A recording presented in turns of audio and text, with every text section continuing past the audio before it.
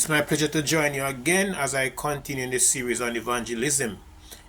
In the first episode, I defined evangelism for you, and in the second episode, I looked at preparing and distributing tracts. I'm going to use the third episode to deal with personal hygiene. Yes, already some of you start chuckling, laughing, but I'm not, because it's not a laughing matter. It's a very important matter.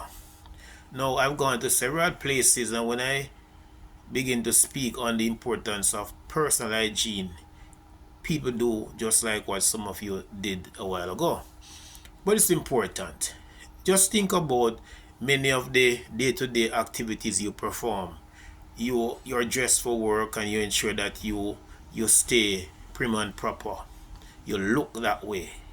You try your best because some of you try to dress and dress to impress, or dress because that's what society demands. It looks good, not just to others but to ourselves. And you look around in the mirror before you leave, and you look at yourself several times because you're mindful, you're careful about how you're presenting yourself to the outside world, to the public.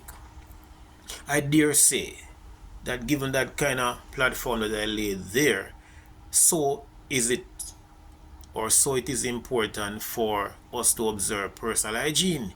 You have a product that you are carrying to people. We assume that you are knowledgeable on evangelism, what it is to say to people to have them converted and all of that. You have what you call the truth. But we have to be mindful of the state that the conveyor of such product is. What is the state of the conveyor? When that person speak, can the would-be customer, the would-be the prospective member in the body of Christ stand and listen to you? Or will they look in the opposite direction because of the odor that's coming from your mouth? And I'm still not smiling. I'm saying we need to observe the importance of that. Yes, you're going with a product, it's a classy product, to tell them about the gospel and the importance of salvation. You need to make sure, say, you observe personal hygiene. The mouth from which you speak has to be in tip-top shape. Now, even if you brush your teeth from you leaving home, or you use a mouthwash, you need to carry with you something minty. And I'm not suggesting chewing gum either, because that may very well tie up some of the words that you want to speak to individual. We don't want that. So it's okay to have your mint ball with you that you can freshen up along the way. I must transition and to tell you that it's not just about the mouth, but it's the entire body. Make sure you have a shower. Or if you're not going to have a shower, make sure say you spray on something, your arm have to stay right. And I'm still not joking.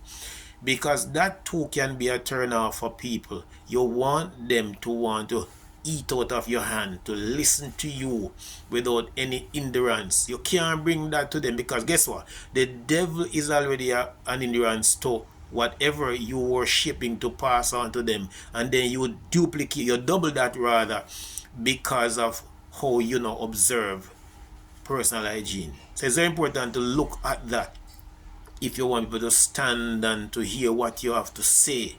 People might even have questions to ask you, but because they were already putting up with such an odor, then just make it stay, and you may not bump into them again, and you lose such an opportunity. So consider it very important to observe personal hygiene as you seek to meet and to teach or to tell people about how to become saved. Join me as we continue in the other episode that I have lined up on the issue of evangelism. In the meantime, like, share, and subscribe.